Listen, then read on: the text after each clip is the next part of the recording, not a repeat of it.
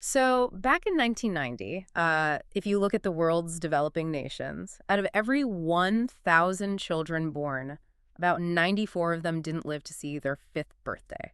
Which is, I mean, it's just a brutal statistic. Right. It's almost 1 in 10 children. It's this staggering, heartbreaking reality that's just really hard to even try and comprehend today. It really is. But if you look at those exact same nations today, that number isn't just a little bit lower. It has absolutely plummeted. It's down by 82%.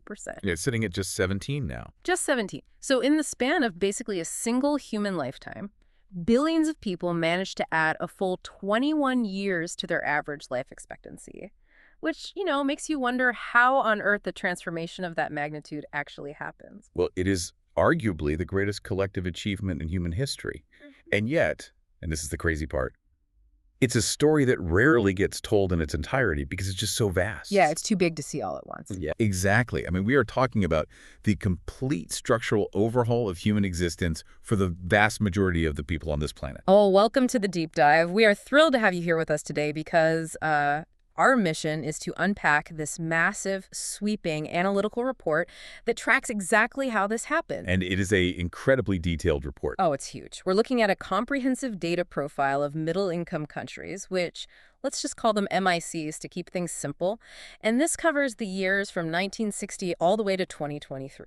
So that's 63 years of human evolution. Right, captured entirely in numbers. It tracks demographics, economics, labor, education, health, the environment. And I have to say, looking at the presentation deck we were given for this, it's got this very stark, almost academic aesthetic. Yeah, very minimalist. Yeah, like pure white backgrounds, these low saturation charts and deep blues, grays, pale golds, all these trend lines tracking the rise of this global middle class. And before we dive into those charts, I think it's vital to establish why you, the listener, should even care about this specific group of countries. That's a great point, because middle-income countries sounds like a niche economic segment. Right, but it's not. We are talking about the vast, vast majority of the human population here. This bracket includes nations all across Latin America, huge swaths of Asia, parts of Africa, Eastern Europe. So it's most of the world. Exactly. The story of these nations really is the story of global human development over the last half-century.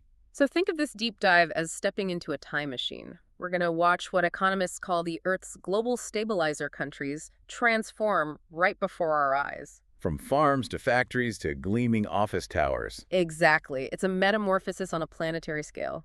Okay, let's unpack this because the first slide here, slide 2, covers the demographic bedrock. And the population explosion in these countries is just, it's almost difficult to wrap your head around. And really, the sheer scale is undeniable. So in 1960, the total population across these MICs was about 1.969 billion people. Okay. By 2022, that number had grown to roughly 5.85 billion.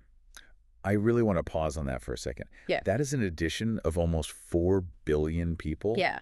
It's essentially a 2.97 times multiplier. I mean, how does the planet even accommodate that? When you add 4 billion people to a specific set of countries, you aren't just adding numbers to a spreadsheet. No, you're talking about the logistical reality of feeding and housing 4 billion new lives. Right. Okay. So what was the mechanism that allowed that population to not just survive, but, multiply almost threefold? Oh, it's a perfect storm of mid-century advancements cascading across the globe. You had the Green Revolution in agriculture, primarily. Oh, right, with the new crops. Exactly. They introduced high-yielding varieties of cereal grains, massive expansions in irrigation infrastructure, and widespread distribution of modernized fertilizers. So suddenly the land could just support way more caloric output. Precisely. And then you combine that with the post-war rollout of basic modern medicine, so things like antibiotics, early vaccines, rudimentary sanitation. And the mortality rates drop, but birth rates stay high. Exactly. The result is that massive, nearly vertical growth curve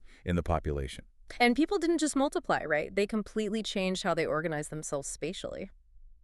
I'm looking at this scatter plot here, and the population density in these nations practically tripled. Yeah, the spatial shift is wild. So in 1960, you had about 34.8 people per square kilometer. By 2022, that jumps to 93.7 people per square kilometer. So we are looking at the greatest mass urbanization event in human history. Without a doubt, people were leaving the isolated countryside and just clustering into these rapidly expanding cities and megacities. Right. And this clustering creates a profound economic phenomenon. What's fascinating here is the concept of the demographic dividend. A demographic dividend. Okay, let's break that down for the listener because the word dividend implies like a massive payout. Well, it is the ultimate payout for a developing nation. When you have a rapidly growing population, like we saw from the falling mortality rates, you eventually get a massive influx of young, able-bodied workers entering the economy.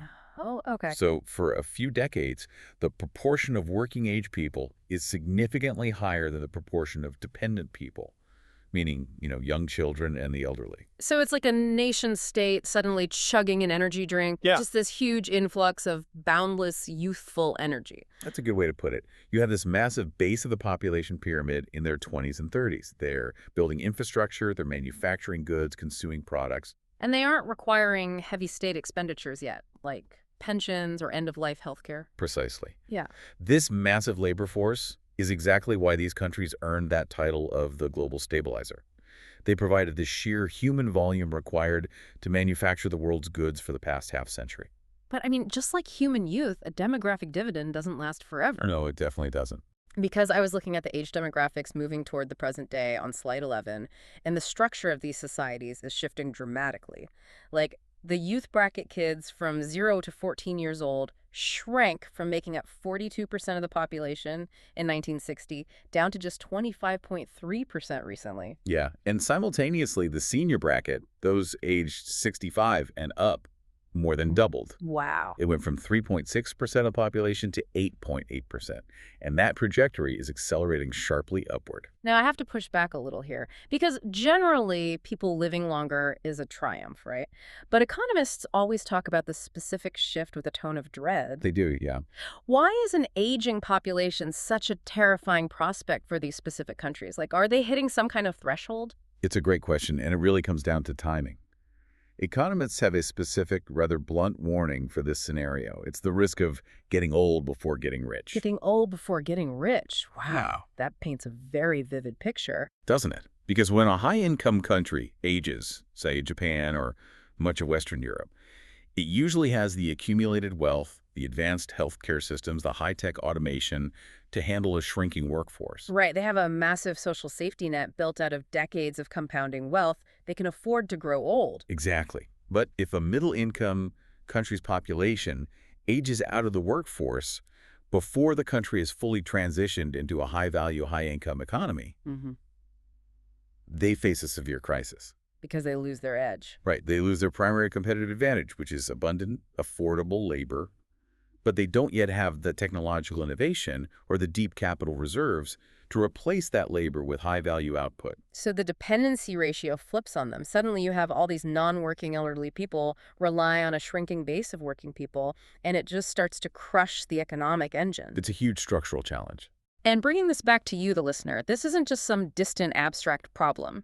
If the global stabilizer countries, the people who built the global supply chain, start to age out and shrink, the cost of literally everything we consume changes. Absolutely. It also means these countries are going to become the new frontiers for global pension systems and elderly care innovations. I mean, the sheer volume of people aging in these nations will drive global medical priorities for the next 50 years. It is a profound structural pivot. Yeah. But to understand where they're going, we really have to look at what they actually achieved during that demographic sweet spot. Right. So we have this massive densifying population that enjoyed a historic demographic dividend. What did they do with all that human potential? They built an absolute economic juggernaut. Yeah, they did. Moving from the demographic bedrock to slide 3, we have to look at the macroeconomic output. And the sheer scale of the leap here is almost difficult to articulate. The wealth generation is unprecedented, truly. Let's talk about GDP, gross domestic product. In 1960, the aggregate GDP for these middle-income countries was $254.3 billion, which back then, respectable sum. For sure. But when you track that growth on this chart to the present day, it skyrockets to roughly $33 trillion.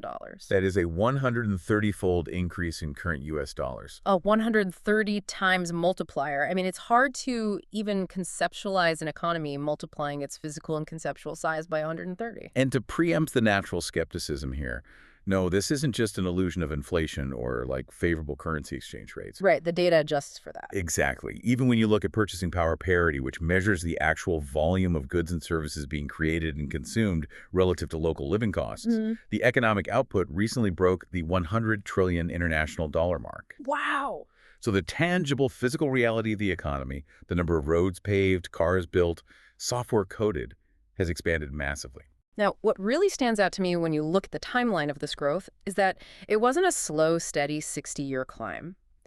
Right around the year 2000, there's a visual annotation on the chart here. The growth just violently accelerates. It shoots straight up. Yeah, the trajectory just turns upward and goes on a tear. What exactly happened at the turn of the millennium? That steep acceleration is what economists call the globalization dividend. Okay. It perfectly aligns with the integration of major middle-income countries into the World Trade Organization and the hyper-acceleration of globalized supply chains. Oh, I remember this so clearly from the early 2000s. Suddenly, the sheer availability of consumer goods like electronics, clothing, household items, it just exploded. And the prices seemed to drop continuously. You could buy a DVD player at the grocery store for $30. Exactly. That was the visible consumer end of a massive logistical revolution. Right. The internet allowed for real-time global supply chain management, and the standardization of shipping containers meant goods could move seamlessly. These middle-income countries leveraged their massive demographic base to become the manufacturing hubs for the entire planet. They didn't just participate in global trade, they became the engine room of it. Exactly. But here is where we need to dig a little deeper, looking at slide 4. Because macro numbers of $33 trillion are great for national prestige. You can build incredible airports, you can host the Olympics with that kind of money. Sure. But what about the actual people living there? Did this 130-fold increase in wealth actually reach the individual citizen? And this is always the crucial test of development, right? If a population grows by 3 times, but the wealth stays concentrated at the absolute top, the average person's life doesn't actually improve. Right, it just looks good on paper. But the data here tells a highly optimistic story. Per capita GDP, so the economic output divided by the number of people adjusted for inflation, it rose steadily from about $815 in 1960 to $6,177 recently. So the average individual wealth grew by about 7.5 times. Correct. And metrics tracking adjusted net national income per capita show a perfectly synchronous growth trend alongside it. Okay. So this proves that while the macro numbers are staggering, the micro numbers confirm that this newly generated wealth didn't just sit in sovereign wealth funds. It reached individuals. It improved real lives. Yeah. It built sturdier homes, it put protein on tables, and it allowed families to buy their first refrigerators and motorcycles. Okay, but let me pause and ask a fundamental question here, because the math feels slightly off balance. If the total economic pie got 130 times bigger, but the individual slice of that pie only got 7.5 times bigger, what does that tell us about scaling an economy? That is a phenomenal observation.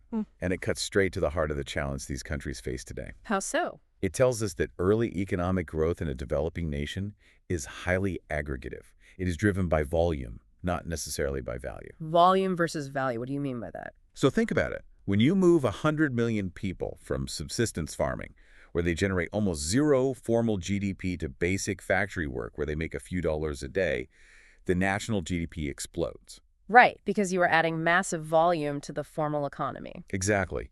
The national pie grows exponentially because of the sheer number of new workers. But the individual wages in those basic factories are still relatively low. The slices of the pie only grow linearly because those workers are still performing basic low-margin tasks. Ah, I see. So it's the difference between having 1 million people sewing T-shirts versus having 1,000 people designing microchips. The T-shirts generate massive volume for the nation, but the microchips generate massive value. Precisely. And what's fascinating here, and there's a red circle on the chart highlighting this for the last 5 years, is what happens when a country runs out of people to move from the farm to the factory. Right, when the demographic dividend ends. Exactly.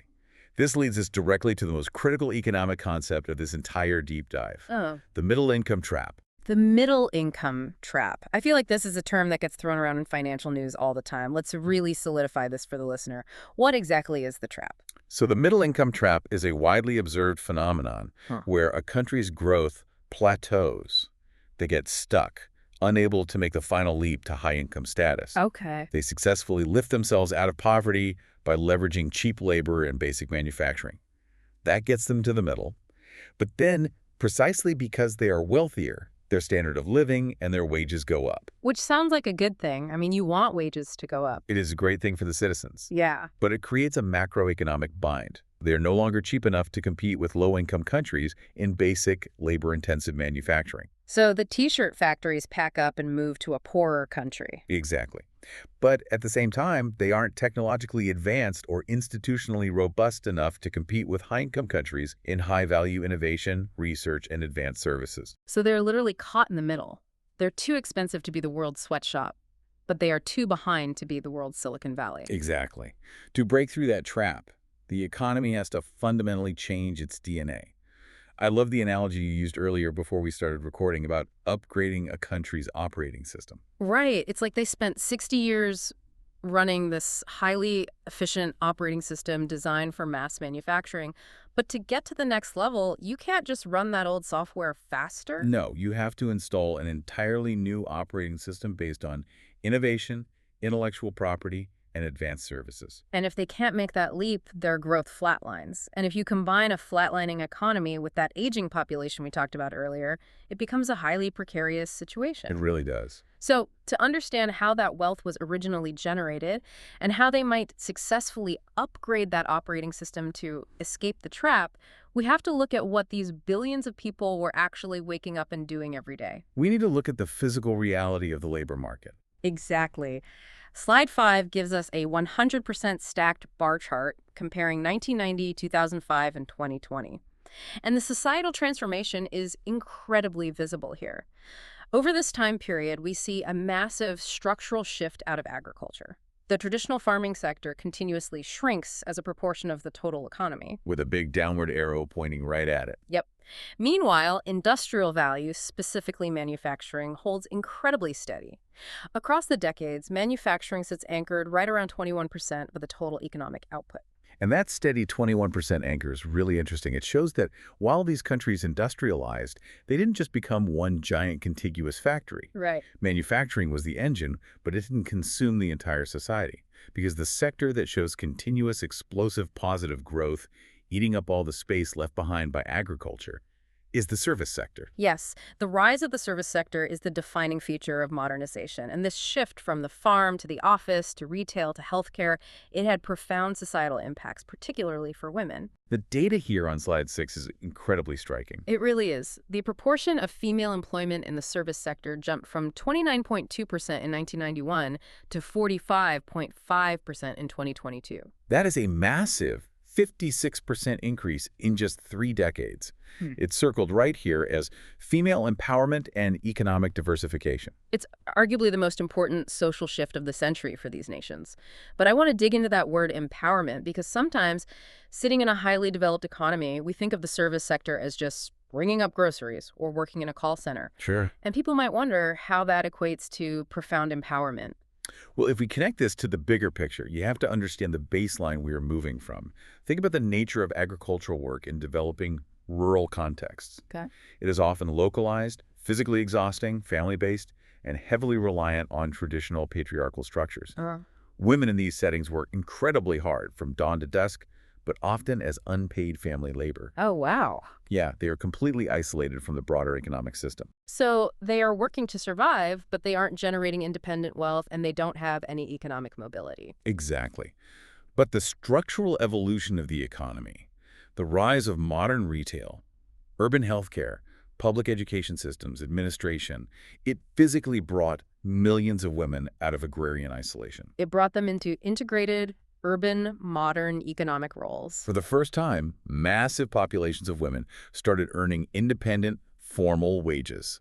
They started participating in formal labor markets, opening their own bank accounts. Engaging in the civic and economic life of the city. The service sector was the engine that pulled women into formal economic independence. That completely shifts the perspective. It's not just a change in job title, it's a change in bodily and economic autonomy. And speaking of the nature of how people work, there is another incredibly revealing data point on this slide. The self-employment numbers. Yes. The rate of self-employment dropped from 63% in 1991 down to 53% recently. Now, this is another one of those metrics where we have to check our bias. Because in a highly developed economy, we often romanticize self-employment, right? We Yeah. think of tech founders, freelance graphic designers, independent consultants. We think of the freedom of being your own boss. We do, but we have to completely adjust our lens for the developing context. In middle-income countries, particularly in the earlier stages of development, a sky-high self-employment rate does not mean a nation of tech startups. What does it mean? It means informal, unstable, vulnerable work. It means street vending. It means subsistence farming. It means standing on a corner, hoping to get picked for day labor, or running a tiny, unregulated market stall selling single cigarettes. Precisely. It is survival work. It's not a choice. It's a necessity, because the formal job market simply doesn't exist yet. Right. Informal self-employment lacks a social safety net, it lacks a predictable income, it lacks workplace safety regulations and legal protections. So that 10% drop in self-employment, moving millions of people out of that bracket, is actually a phenomenal achievement. It represents a massive shift of the workforce, moving out of the volatile informal sector and into formal, stable, contracted employment. I like to think of it as the transition from a hustle economy to a structured economy. That is the perfect way to phrase it. Because in a hustle economy, every single day is completely unpredictable. You wake up at 0, and you only eat based on what you can hustle and sell on the street that specific day. You can't plan. No, planning is impossible. But in a structured economy, you have a contract. You have a set wage. You might have basic healthcare benefits. You know exactly what your paycheck will be next Friday. And because of that predictability, you can finally plan for the future. You can get a loan to buy a house. You can comfortably send your kids to school instead of sending them to work on the street. And that transition is the literal foundation of a stable middle class.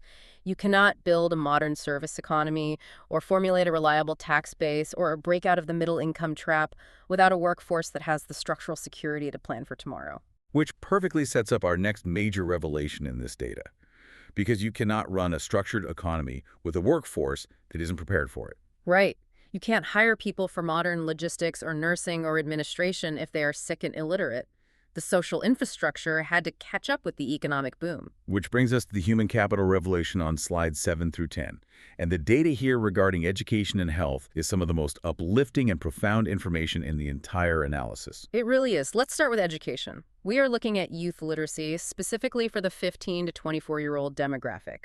In the 1970s, across these nations, youth literacy was at 71.5%. Which means almost 3 out of 10 young people couldn't read or write. But today, it has shot up to 95.0%. There's an arrow pointing right to it, highlighting this relentless push toward a 100% literacy rate. And the physical scale of that education system is breathtaking. Secondary education enrollment, getting kids into middle and high schools, exploded from 115 million students to over 518 million students. And primary school completion is now firmly anchored over 90% across these nations. But the health data, here's where it gets really interesting and honestly really moving. Let's look at the under 5 child mortality rate. Like I mentioned at the very beginning of the show, in 1990, 94.3 out of every 1,000 children did not survive to their 5th birthday. Yeah. By 2022, that number plummeted to just 17.0. It is an 82% drop in child mortality. It is an astonishing victory for global public health. And the life expectancy. The average life expectancy at birth increased from 51.5 years in 1960 to roughly 72.7 years in 2022. They literally added 21 years to the average human lifespan. More than 2 decades of life returned to billions of people. You know, we spend so much time looking at the macroeconomics, the GDP, the trade deficits, the $33 trillion. But those things are just numbers on a screen. Right. The data here in public health, it shows the invisible cornerstone of modernization. For example, slide 10 shows the rate of open defecation plummeted from 25.7% of the population in 2000 to just 8.2% in 2022. Tuberculosis rates have continuously trended downward. And that eradication of open defecation is a massive indicator of infrastructural maturity. How so? It means municipal plumbing, water treatment plants, and standardized sanitation are finally reaching the masses. It is the invisible cornerstone because it fundamentally breaks the cycle of waterborne diseases like cholera and dysentery that historically ravaged these populations. Exactly. Building sewers, providing clean drinking water, keeping infants alive. Adding 21 years to the human lifespan, to me, that is the ultimate human achievement of this entire data set. I agree entirely. Everything else, the factories, the trade routes, the shipping containers, it was all just a mechanical means to an end. The end was keeping people alive longer and healthier. The intrinsic value of human life and health is the paramount achievement here.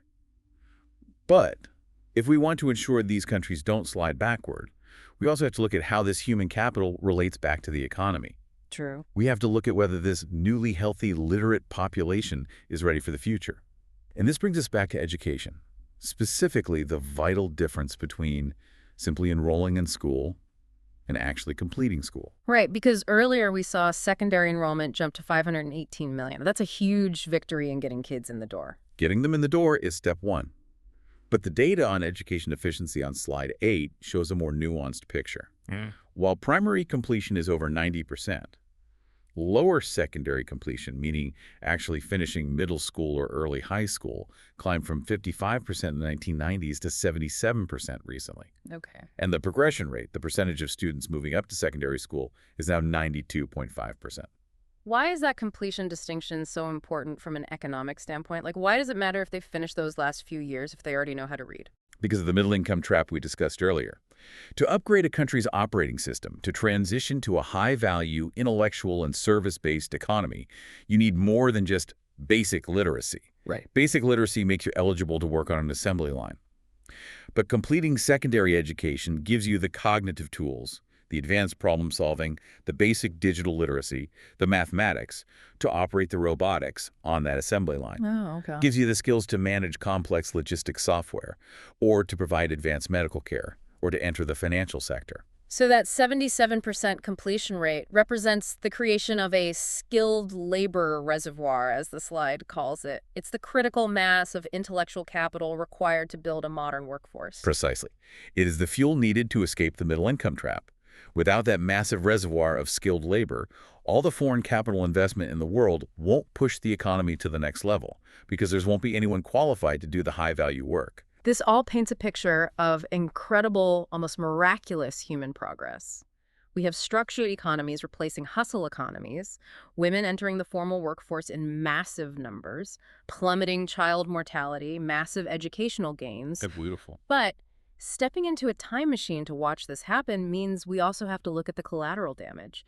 We have to watch how the sausage was made. And the toll it took. Right, because all this progress, the massive factories, the global trade networks, the newly poured concrete cities, the longer lives, it all came with a very steep, very dark price tag. Yes, it did. Let's look at the reality of global integration, governance, and the environmental footprint, starting on slide 12.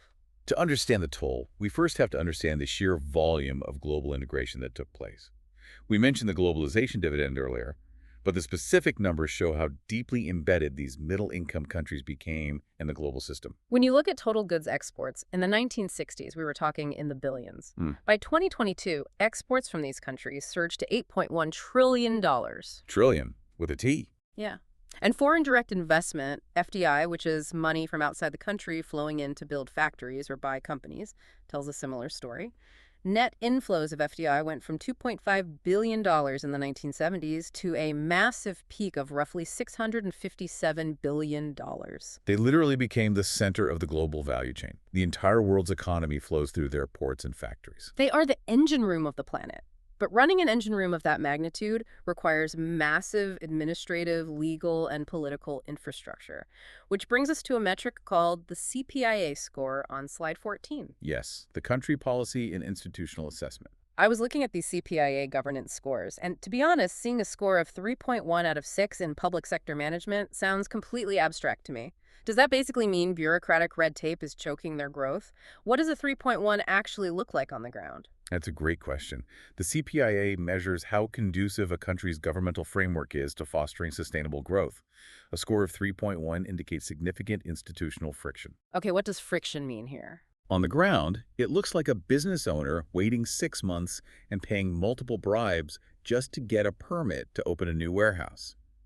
It looks like a legal system where contracts are incredibly difficult to enforce, which scares away foreign investors. Oh, I see. It looks like inefficient tax collection, which means the government doesn't have the revenue to build the advanced power grids or universities needed for the next phase of growth. So it's the friction that prevents a country from operating smoothly. You can have a brilliant, literate workforce, but if they have to fight corrupt bureaucracy every step of the way, the economy stalls. Exactly. Breaking through to high income status isn't just about having smart citizens in busy factories. It requires high-level, transparent, and highly efficient governance. The data clearly indicates that governance level is the master key to breaking through the middle income trap. But there is a much heavier, more existential anchor dragging behind this development, and that is the environmental footprint. I want to draw your attention as a listener to the most dramatic, concerning reality in this entire deep dive. The red line on slide 12. Yes. Because we cannot talk about the miracle of adding 21 years of life expectancy without looking at this environmental red line. The data here is incredibly stark. When you look at carbon dioxide, CO2 emissions, compared to 1990 levels, CO2 emissions in these middle-income countries have grown by more than 156%. Yeah. The trajectory just shoots violently upward. And synchronously, methane emissions are rising sharply as well. And conversely, while emissions skyrocket, the natural environment's ability to absorb those emissions is shrinking. The total forest area across these nations has continuously declined from a baseline of 31.5%. They're losing their carbon sinks exactly as they ramp up their carbon output. Let me frame the question that this data naturally provokes. Was the human miracle we just spent an hour celebrating, the schools, the hospitals, the longer lives, the escape from extreme poverty, was it fundamentally borrowed against the health of the planet? It is a profound, incredibly difficult question. As we looked at this data, it's crucial that we remain absolutely impartial. We are looking at this strictly based on the numbers provided. The data presents a factual, undeniable reality. Industrializing massive populations requires massive amounts of energy. And for the past 60 years, the cheapest, most technologically accessible, and most scalable forms of energy were carbon-heavy fossil fuel. Exactly. Think about it. Building thousands of hospitals to lower that child mortality rate requires millions of tons of concrete.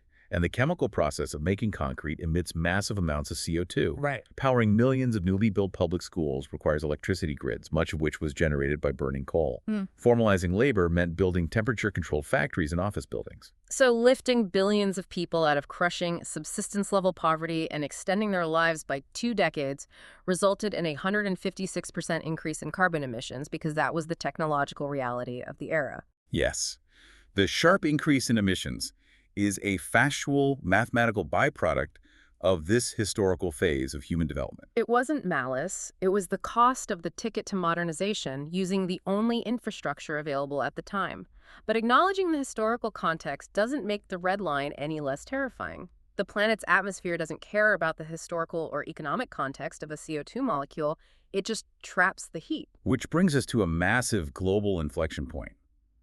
The traditional path to high-income status, the path taken by Europe, North America, and Japan, has always been paved with carbon. But that path is quite literally burning up. The carbon budget of the planet is exhausted. Which means we are at the end of an era. And slide 15, the final summary of this massive data report, lays out the absolute reality of where these middle-income countries stand today. It breaks down the key takeaways into 3 categories: the miracle, the pain points, and the way out. The miracle is undeniable. We spent the last hour marveling at it. A historic leap in aggregate economic volume, from $254 billion to $33 trillion. And more importantly, an unprecedented leap in human welfare. Youth literacy hitting 95%, child mortality dropping by 82%, and gifting billions of people 21 extra years of life. But the pain points are equally undeniable. They are facing crushing environmental pressures with that 156% increase in CO2 and shrinking forests. And simultaneously, they face the looming shadow of an aging population, with the 65-plus demographic doubling and threatening to stall their economic engines before they reach the finish line. So what is the way out? According to the data, they can no longer rely on the old playbook. They cannot rely on adding more cheap labor because the population is aging. They cannot rely on building more coal-powered factories because the environment cannot sustain it. The era of volume-driven growth is officially over. The transition must be toward green and intellectual drivers. It is the only mathematical way forward. The data shows a necessary, urgent shift toward increasing research and development as a percentage of GDP and rapidly growing the total number of scientific researchers. They have to innovate their way out of the middle income trap. Exactly. They have to invent clean energy solutions to power their massive new megacities, and they have to automate and optimize to support their aging populations. So what does this all mean for you? Why did we take this journey through the data today? Because middle-income countries are the ballast of global prosperity. They are the global stabilizer. If they fail, if they get caught in the trap, if their aging populations crash their economies, or if their carbon emissions push the climate past the breaking point, the entire global system destabilizes. But if they succeed, if they can successfully upgrade their operating systems to transition to green, inclusive, intellectually driven growth, they will secure the future. Their trajectory determines the absolute foundation, the very color and character of the 21st century. Which leaves us with a final, slightly daunting question to ponder as we wrap up.